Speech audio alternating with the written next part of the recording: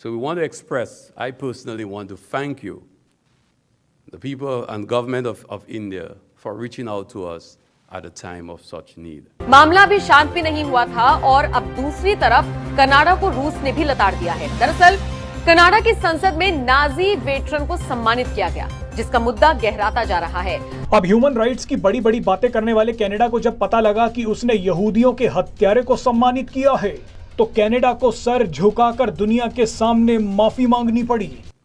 And before we knew it, India was able to respond. Rights Council of Canada has written to Prime Minister Justin Trudeau asking why no action against Pakistan when it comes to Karima Baloch's murder. तौर पे international level पे जो बात की जा रही है, Japan ने जो क्वाड मीटिंग में बड़ी स्टेटमेंट दिया इंडिया को लेके, इसके अलावा इंडिया के फॉरेन मिनिस्टर डॉक्टर जयशंकर ने जो क्वाड मीटिंग में एक्सपोज किया है, जिस तरीके से उन्होंने ओपनली स्टेटमेंट दिया कनाडा को लेकर। और prime minister Narendra Modi as a strong leader दुनिया के सामने आ रहे हैं और कनाडा जो है वीक पड़ता दिखाई दे रहा है। और इसके साथ साथ कनाडा का नाम दहशतगर्दी तंजीमों को सपोर्ट करने के साथ जोड़ा जा रहा है, वही जैसे पाकिस्तान का जोड़ा जाता है। एक और फैक्ट जो सामने आया वो ये है कि कनाडा की सरकार के पास कोई एविडेंस है नहीं। इंडिया की जो आवाज़ है पूरी दुनिया में इस वक्त क्यों सुनी जा रही है, उसकी सबसे मेन वजह यही है कि इंडिया ने अपनी ग्रास रूट लेवल पे काम किया है। उधर जमहूरियत है, स्ट्रॉन्ग जमहूरियत है, इकोनॉमिक पॉलिसीज़ उनकी अच्छी हैं, जिसकी वजह से पूरी दुनिया में आज उनका नाम लिया जा रहा है कि अरे भाई जितना तेल ये सऊदी अरब अकेला बेचता है पूरी दुनिया को, उससे ज़्यादा तो मैं सॉफ्टवेयर पूरी दुनिया को भेज देता हूँ। किधर बैठे हुए हो तुम लोग?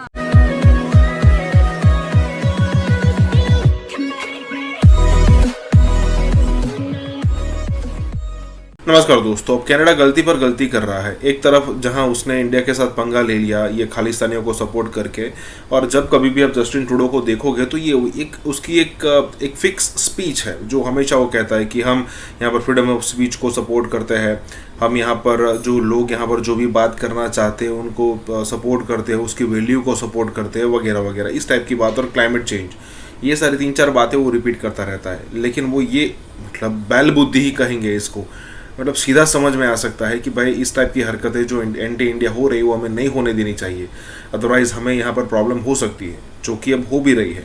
मतलब किसी भी कैनेडियन को, चाहे वो इंडियन ओरिजिन का हो, चाहे कोई कैनेडा का मूल का हो निवासी, वो यहाँ पर अब उसको इंडिया में आने का वीज़ा नहीं मिलने वाला और लंबे समय तक यही चीज़ होने वाली है। अब ये जस्टिन ट्रूडो की एक गलती से कनाडा के कई नागरिक भुगतेंगे। तो यहाँ पर यही सारी बातें हो रही है कि आखिरकार ऐसी सिचुएशन आई कैसे और जस्टिन ट्रूडो की क्या गलती है। इसी के साथ ही वीडियो शुरू करते हैं। Itself, as a developing country, extends the hand of friendship to us is something that we are eternally grateful for. The fact that you are able to share with us, in spite of your own challenges, having to pull out millions, hundreds of millions of people out of poverty, but yet you have taken the opportunity to reach out to us. And I think the lesson that moves me the most is the COVID-19 pandemic.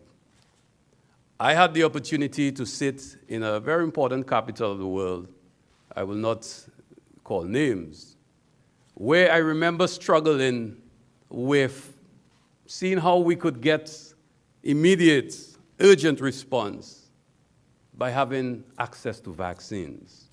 Because we've always felt that our small states, depending so much on tourism, that in order to get out of the pandemic, we needed to ensure that we protect our people. And before we knew it, India was able to respond and provide us with vaccines in the Commonwealth of Dominica. And we were able to extend it further to other member states in the Caribbean and the rest of the world. So we want to express, I personally want to thank you, the people and government of India, for reaching out to us at a time of such need. एक और fact जो सामने आया वो ये है कि Canada की सरकार के पास कोई एविडेंस है नहीं। गवर्नमेंट ऑफ इंडिया के कुछ अधिकारी ऐसा बोल रहे हैं कि कनाडा की सरकार के पास कोई फैक्ट नहीं है। जो भी हमें पता लगा है, गवर्नमेंट ऑफ इंडिया को अपने हिसाब से या उधर के जो इंडिकेशंस आ रही हैं उस हिसाब से कोई एविडेंस नहीं है। इन्होंने सिर्फ कही सुनी बात पे, गूगल सर्च मारा होगा शायद, तो उस कही सुनी बात पे उन्होंने बोल दिया है। और अगर फैक्ट्स होते या एविडेंस होता तो अब तक दे दिया गया होता। फैक्ट भी यही है, 5 दिन से 6 दिन से करीब 5-6 दिन हो गए, 1 हफ्ता होने वाला है। इतने दिनों में क्यों अब तक हमें कोई प्रूफ नहीं दिया गया? और मैं आपको ये भी बताऊंगा, जो आपने स्टार्टिंग में वीडियो देखा, कि ये एक कश्मीर का यूथ है, इस यूथ ने क्या गुहार लगाई और दो पंजाब के यूथ के साथ क्या प्रॉब्लम आई, उनकी भी बात करेंगे। फिर वापस इसी खबर पे आते हैं। तो कनाडा की जो गवर्नमेंट है, उसके पास अगर कोई फैक्ट्स होते या कोई सच होता या कोई होता तो वो अब तक दे चुकी होती। फाइव आइज अलायंस, उसने ये कुछ दिया है, ऐसा बताया जा रहा है, ऐसा अखबारों में छप रहा है। क्यों छप रहा है, कैसे छप रहा है? क्या CIA या FBI जो कुछ करती है वो इन सारे अखबारों को बता के करती है? क्या वो इन अखबारों को डिटेल देती है? तो ऐसी खबरें क्यों आ रही हैं कि ये फाइव आइज अलायंस ने दिया या अमेरिका ने कोई ऑडियो कॉल रिकॉर्डिंग दी? ऐसी खबरें क्यों आ रही हैं? ये खबरें लीक की जा रही हैं। और सच ये है कि ये पता लग जाए, अगर वो कोई रिकॉर्डिंग देते हैं हमें, तो हम पता लगा सकते हैं कि ये किस सोर्स ने किया है, क्या हुआ है, कहां से खबर लीक हुई है। वो ऐसा अगर उनके हाथ में होगा भी तो वो देंगे नहीं, बट अलबत्ता अभी तक अपने हाथ में कुछ नहीं है और उनके हाथ में भी कुछ नहीं है। सच ये है कि अभी तक सिर्फ हवाबाजी पे चल रही है सब कुछ। वहां से एलिगेशन लगा था, अब ट्रूडो घबरा गए हैं और ट्रूडो जो है अब वो कोशिश कर रहा है कि इसको कैसे कवर अप किया जाए। घबरा अमेरिका भी गया है और वो कोशिश कर रहा है कि वो कैसे कवर अप करे। और अमेरिका के जो प्रेसिडेंट है उनकी तो हालत और भी खराब है। रेटिंग्स में वो 10 से ज्यादा पॉइंट्स नीचे गिरे हुए दिख रहे हैं इससे, अपने पिछले डोनाल्ड ट्रंप से, पिछले प्रेसिडेंट से। तो अमेरिका तो बिल्कुल नहीं चाहेगा कि इंडिया जैसी पावर से इसमें पंगा हो। कनाडा वो फंस चुका है बोल करके। लेकिन अभी और मैं आपको डिटेल बता दूं कि एक बार तो कनाडा गेम कर गया, बोल दिया। अब सिक्स फॉर जस्टिस जैसे SFJ जो कि मतलब वही पन्नू की ऑर्गेनाइजेशन है, उसने एक प्रोटेस्ट प्लान किया। प्रोटेस्ट प्लान किया कहां पे? उसने प्रोटेस्ट प्लान किया है ओटावा में और इंडियन कॉन्सुलेट टोरंटो और वैंकूवर के बाहर। अब वहां पर कैनेडियन गवर्नमेंट ने सिक्योरिटी बढ़ा दी कि वायलेंट प्रोटेस्ट, उन्होंने बोला है वायलेंट प्रोटेस्ट हम करेंगे और कैनेडियन गवर्नमेंट इसकी परमिशन भी दे चुकी है। वायलेंट प्रोटेस्ट की परमिशन कैसे आती है देख लेना, पता नहीं, बेवकूफ यूजलेस गवर्नमेंट है कनाडा की। अच्छा, कनाडा के जो प्राइम मिनिस्टर है वो एक लैंग्वेज बोलते हैं और डिफेंस मिनिस्टर दूसरी लैंग्वेज बोलते हैं। डिफेंस मिनिस्टर ने आज बोला कि इंडिया से रिलेशनशिप बहुत इंपॉर्टेंट है और वो कह रहे हैं कि इंडिया इंडो पैसिफिक स्ट्रैटेजी जो है हमारे लिए परस्यू करना बहुत जरूरी है। तो अपने प्राइम मिनिस्टर को कुछ समझा लो। आपके प्राइम मिनिस्टर के आप झूठे इल्जाम लगाते घूम रहे हैं।